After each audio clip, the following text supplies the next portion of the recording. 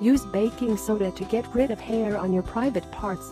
When unwanted hairs in private areas are concerned, many persons go for waxing, some for shaving just to eliminate them as quickly as possible.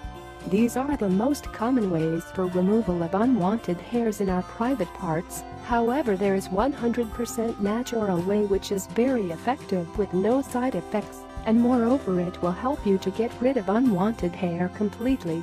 Required ingredients: 1 tablespoon of baking soda, 1 cup of water. Instructions: use a pot and pour the water in it, heat it, and when it reaches boiling point, add the 1 tablespoon of baking soda. Mix it well.